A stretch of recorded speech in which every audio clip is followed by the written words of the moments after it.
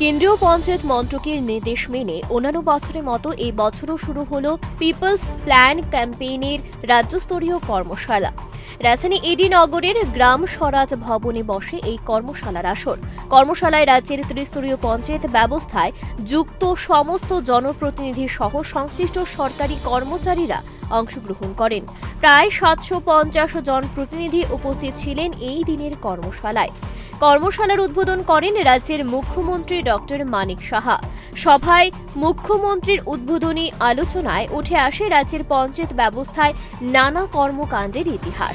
তিনি জোর দেন পঞ্চায়েত স্তরে কর্ম পরিকল্পনা তৈরিতে সুনির্দিষ্টভাবে বিষয়ভিত্তিক পরিকল্পনা গ্রহণ করার উপর। এক্ষেত্রে সাধারণ মানুষকে সরাসরি যুক্ত করার উপরও গুরুত্ব আরোপ করলেন মুখ্যমন্ত্রী।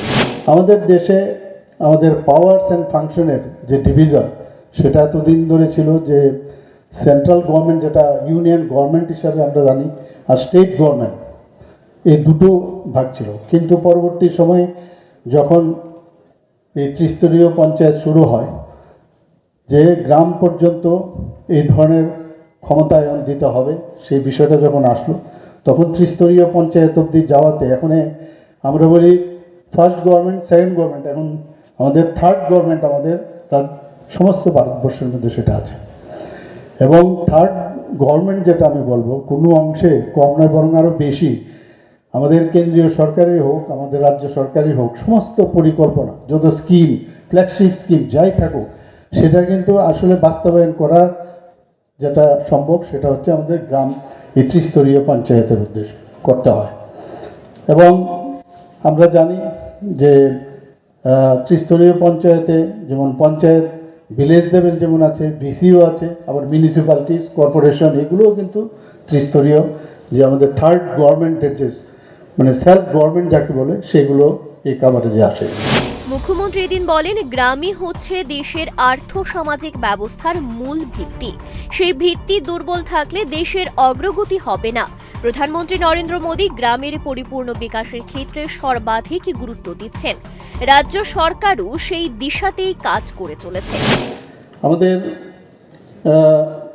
গ্রাম উদয় সে ভারত উদয়, মাননীয় প্রধানমন্ত্রীজি বলছে যে গ্রামকে যদি উদয় হয় তাহলে ভারত উদয় হবে। ওনার সেই যে মেসেজ আমরা সবাই জানি, এবং উনি বারবার বলছেন এখন ইন্ডিয়া একটা ট্রান্সফরমেশনের একটা সন্ধিক্ষণ এখন আছে। কাজে গ্রামের উন্নয়নের যে ট্রান্সফরমেশন, সেই দিকে আমাদের জোর দিতে হবে। মাননীয় প্রধানমন্ত্রী শ্রী নরেন্দ্র মোদীজি বারবার সেই বিষয়টা উনি আমাদের সামনে রেখেছেন। রাজ্যে পঞ্চায়েত ব্যবস্থার সামগ্রিক উন্নয়নে কাজ করছে রাজ্য সরকার। মুখ্যমন্ত্রী এদিন জানিয়েছেন, রাজ্যে এই মুহূর্তে 5টি সম্পূর্ণ মহিলা পরিচালিত পঞ্চায়েত রয়েছে। এই চিত্র কেন্দ্রীয় পঞ্চায়েত মন্ত্রককেও জানানো হয়েছে। 5টা আমাদের পঞ্চায়েত রাজ প্রতিষ্ঠান এখন শুধু মহিলা দ্বারা পরিচালিত, এবং আমি ফটো শুদ্ধ পুরো বিষয়টা আমি প্রধানমন্ত্রীর গোচরে এনেছি। এবং শুধু তাই না, আমি সেক্রেটারি মহোদয়কে বলেছি এখানে যারা মানে পঞ্চায়েত সেক্রেটারি থেকে শুরু করে সবাইকে যেন মহিলা দেওয়া হয়, এবং সেই কাজটা উনি করেছেন। এবং এটা একটা সাংঘাতিক জিনিস, এবং আমার কাছে মনে হলো যে হাম ভি কিসি সে কম নেই। এদিন মুখ্যমন্ত্রীর তথ্যভিত্তিক গুরুগম্ভীর আলোচনায় একে একে যেমন মেলে ধরলেন সরকারের লক্ষ্য এবং উদ্দেশ্য, ঠিক তেমনি ভাবে অত্যন্ত সুকৌশলে বাহুবলী ভাবনার ধারক বাহকদের খানিকটা মিষ্টি ভাষায় সতর্ক করে দিয়ে গেলেন। বাহুবলী ভাবনাকে সতর্ক করতে গিয়ে মুখ্যমন্ত্রী কি বললেন শুনুন।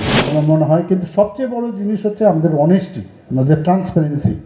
পঞ্চায়েতে যদি অনেস্টির সমস্যা হয়, আমরা এই বছর আমরা ত্রিস্তরীয় পঞ্চায়েতে আমরা সরকার এবার গঠিত হয়েছে, এবং একমাত্র ট্রান্সপারেন্সি না থাকলে কোনো অবস্থায় মানে পেশির জোরে বা অর্থবল দিয়ে বেশি দিন থাকা যায় না।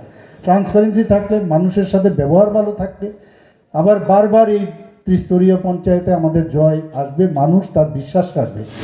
গ্রামীণ স্তরে বার্ষিক পরিকল্পনা গ্রহণ এবং তার সঠিক বাস্তবায়ন নিয়ে কর্মপরিকল্পনা গ্রহণের রাজ্যভিত্তিক কর্মশালায় মুখ্যমন্ত্রী ছাড়াও উপস্থিত ছিলেন রাজ্য পঞ্চায়েত দপ্তরের সচিব সন্দীপ রাঠোর, পশ্চিম জেলা পরিষদের সভাধিপতি বলাই গোস্বামী সহ পঞ্চায়েত স্তরের সমস্ত উচ্চ আধিকারিকরা। এদিন এডি নগরের পঞ্চায়েত রাজ ট্রেনিং সেন্টারকে স্টেট পঞ্চায়েত রিসোর্স সেন্টার হিসেবেও ঘোষণা করা হয়েছে।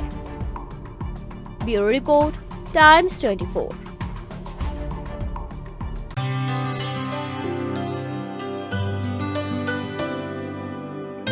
पानी सारे गा सारे पामागा